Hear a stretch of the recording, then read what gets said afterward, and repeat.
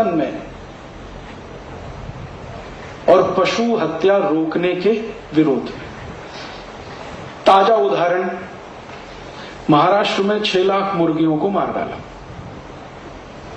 क्या तर्क है? एवियन फ्लू होगा। हुआ है किसी को? लगभग 15 दिन हो गए हैं।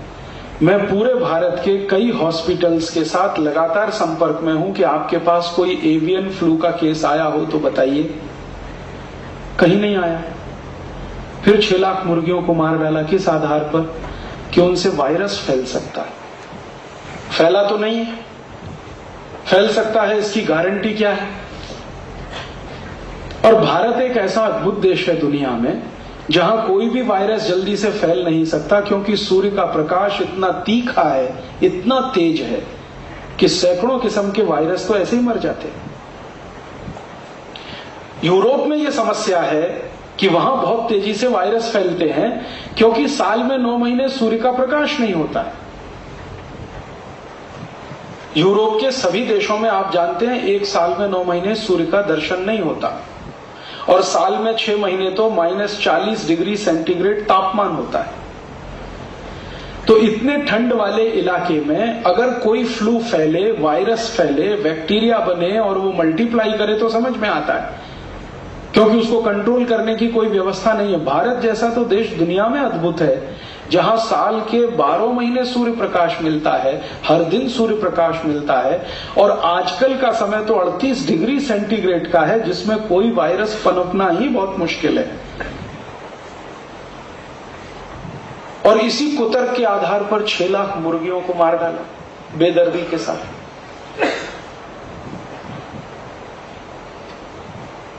बिना सोचे समझे कि इन मुर्गियों का हमारे जीवन को चलाने में कोई उपयोग होता है। यह उपयोग नहीं कि वो अंडा देती है और हम अंडा खाते हैं, उससे ज्यादा बड़ा उपयोग है जो हमें आज तक पता नहीं चला है। इस प्रकृति के चक्र को नियमित रखने में मुर्गों की बहुत बड़ी भूमिका है। हमारे शरीर को नुकसान पहुंचाने वाले जो छोटे जीव हैं, जो शरीर के शत्रु हैं, उनको खाने का काम ये मुर्गी और मुर्गे करते रहते हैं। चुन चुन के उठा लेते हैं जमीन पे से, ताकि मनुष्य सुरक्षित रहे। तो हम मनुष्यों को सुरक्षा देने के काम में जो मुर्गी और मुर्गे लगे हैं, उन मुर्गे और मुर्गियों को मनुष्य को बचाने के कुतर्क के आधार पर कत्ल करवा दिया सरकार।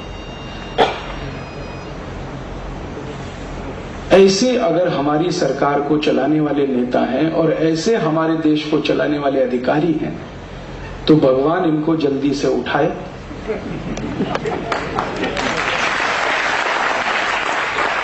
और इनको उसी गति में पहुंचाए जिस गति में 6 लाख मुर्गियां अभी पहुंचाई गई हैं।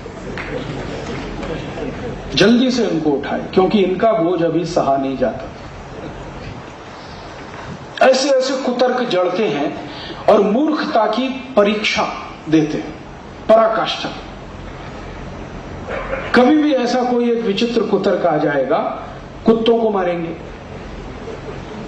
हां, कुत्तों को मारेंगे। और अभियान चला रखा है, कई म्युनिसिपल कॉरपोरेशंस ने बाकायदा अभियान चला रखा है। स्ट्रीट डॉग मारो उनको, स्ट्रीट डॉग मारो उनको, जिंदा मत रहने दो, खत्म कर दो।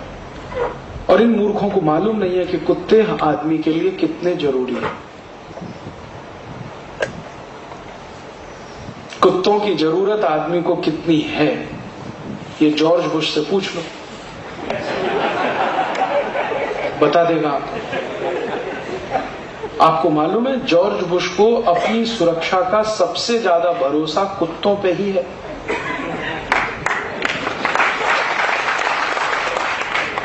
और आपको ये मालूम है कि जॉर्ज बुश दुनिया के किसी भी देश के प्रवास पे जाता है तो उसकी सुरक्षा के 56 कुत्ते उसके साथ जरूर जाते हैं। और उन सभी कुत्तों का जॉर्ज बुश ने बाकायदा ओहदा तय किया हुआ, पोस्ट है उनकी। अभी हमारे यहां संसद में अभी थोड़े दिन पहले बवाल हुआ ना, गांधी जी की समाधि पे जॉर्ज बुश गया, उसके पहले उसका कुत्ता गया। और उस कुत्ते ने पहले गांधी जी की समाधि का चक्कर लगाया, सूंघ सूंघ कर देखा। वो कुत्ता साधारण नहीं है, जॉर्ज बुश का सार्जेंट है। हाँ, और जॉर्ज बुश ने उसके रुकने के लिए स्पेशल होटल की व्यवस्था की थी, और पूरा एक होटल जॉर्ज बुश के 56 कुत्तों के लिए बुक था। दिल्ली का 56 कुत्तों के लिए पूरा होटल बुक था। और उस होटल के मालिक को कह दिया गया था कि ये आपको करना है। तो मालिक कह रहा था कि अब तक तो मेरे कमरों में आदमी रुके हैं, अब ये कुत्ते रहेंगे। तो उन्होंने कहा हाँ, ये खास कुत्ते हैं, इनकी जरूरत अमेरिका के राष्ट्रपति को है और उनकी सुरक्षा के काम में ये लगे हुए हैं। तो कुत्ते कितने महत्वपूर्ण होते हैं ये जॉर्ज बुश से पूछ लो। और हमारे देश के म्युनिसिपल कॉरपोरेशन उनको मारने में लगे हुए। और इतना ही नहीं, उससे भी ज्यादा खतरनाक काम कि अगर उनको मार नहीं सको तो उनका नसबंदी करा दो, ताकि उनकी आगे जनरेशन ना बढ़ सके।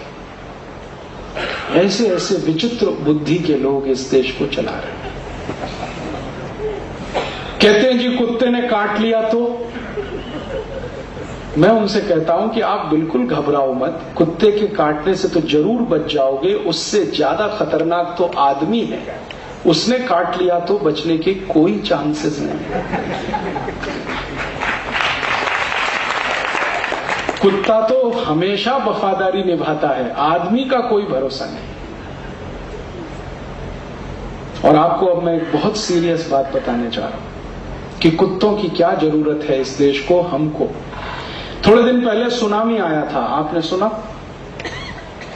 और सुनामी आया तो मैं और मेरे कुछ दोस्त सहयोगी मिलकर सेवा कार्य करने के लिए अंडमान निकोबार गए थे।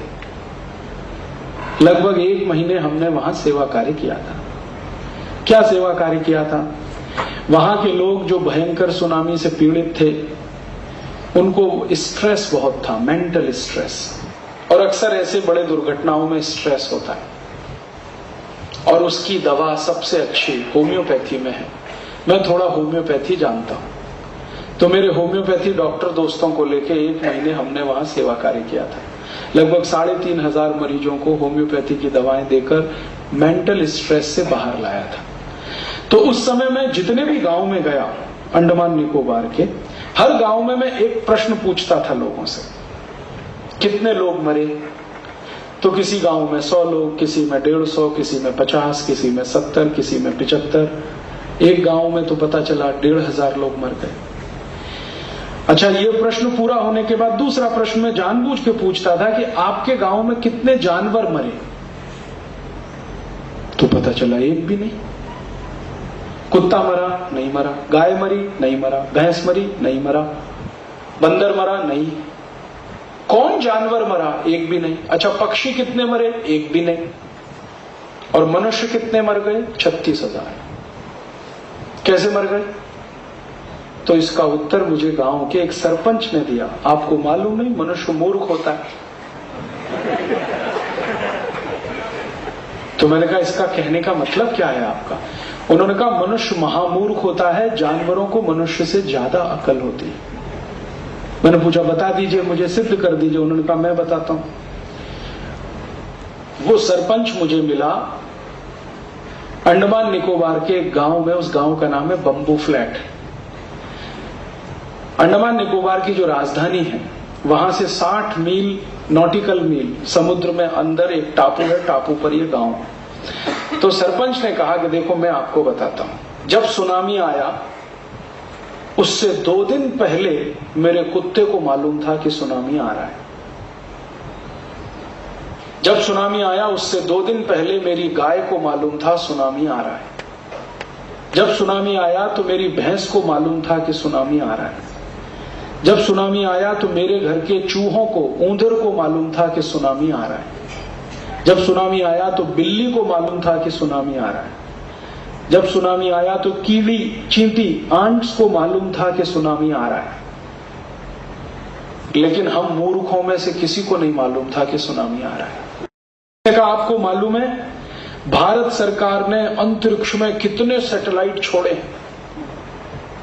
उनकी संख्या धीरे धीरे अभी 56 हो गई है।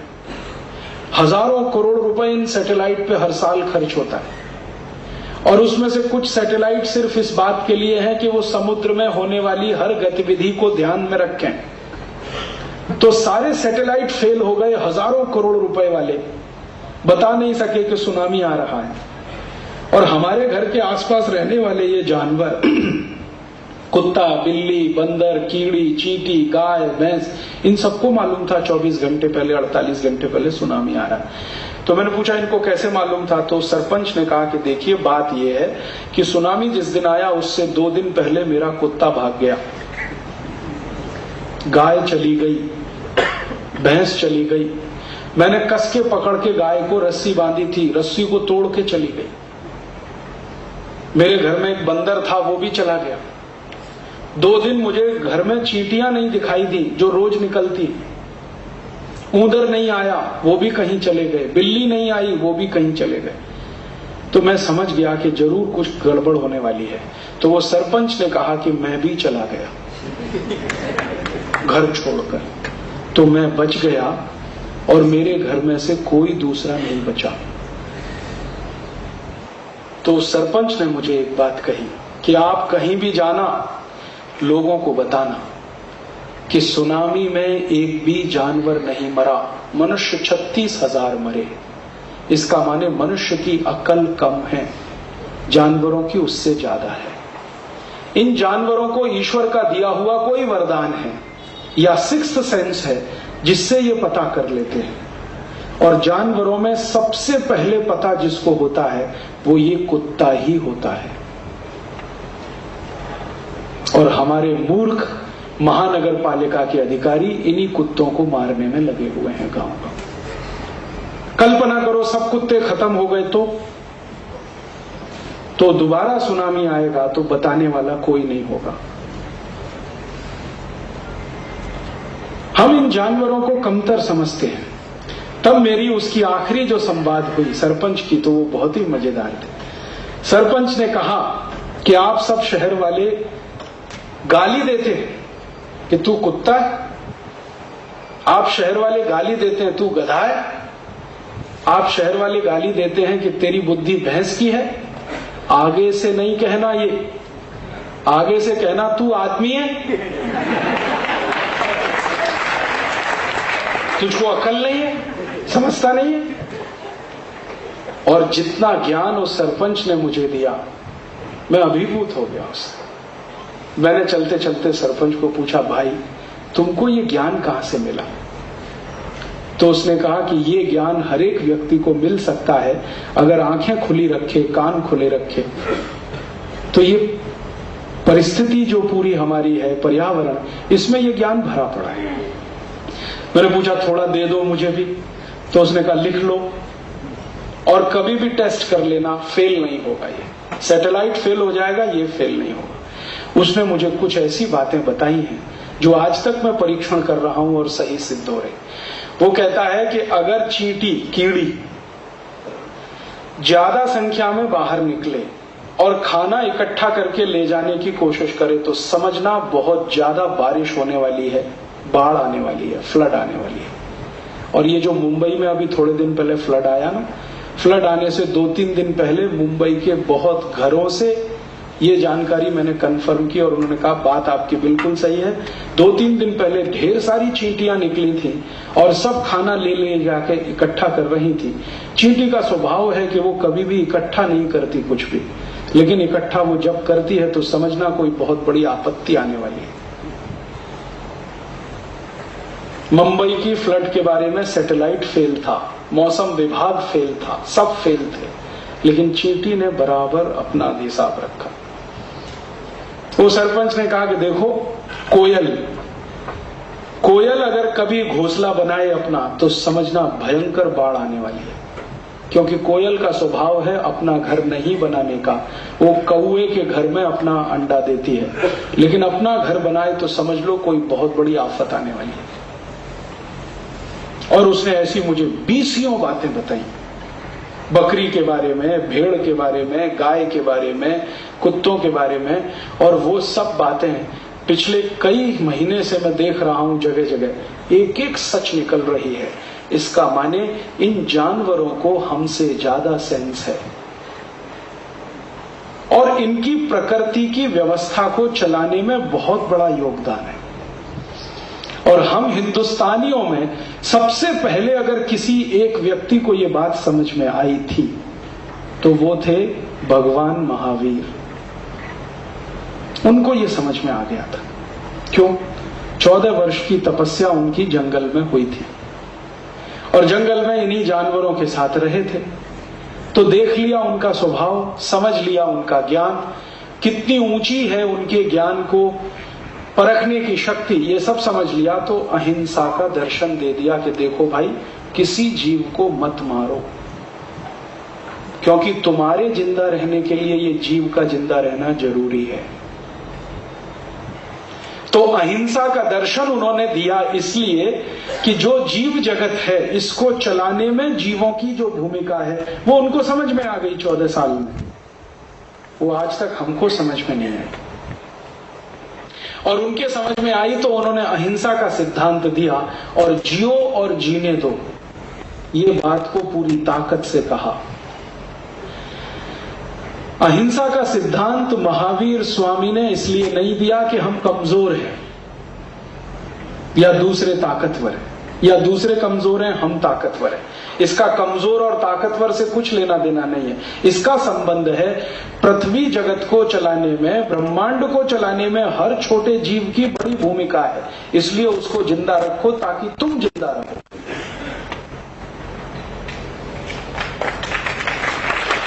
और ये बात महावीर स्वामी के बाद अगर किसी को समझ में आई तो वो गौतम बुद्ध थे,